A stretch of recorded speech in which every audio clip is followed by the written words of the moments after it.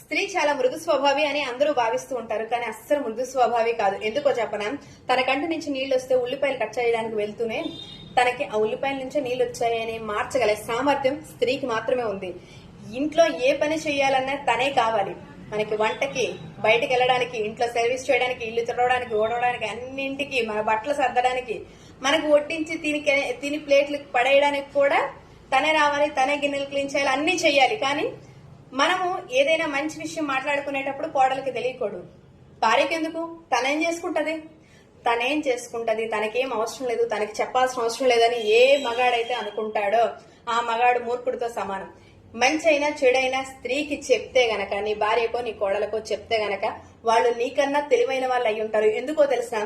నలుగురు మధ్యలో ఉండి నువ్వు లోకజ్ఞానం తెలుసుకొని ఉండొచ్చు, కానీ ఇంట్లో ఉండే ఎటువంటి సంస్కారాన్ని నేర్చుకోవాలో తెలుసుకోగలిగే ఒక మనిషి ఎవరైనా ఉన్నారు అంటే అది స్త్రీ మాత్రమే. స్త్రీకి మహిళా దినోత్సవ శుభాకాంక్షలు. ఈ రోజే కాదు, ఎవ్రీడే మహిళా దినోత్సవ శుభాకాంక్షలు. ఎందుకో తెలుసా?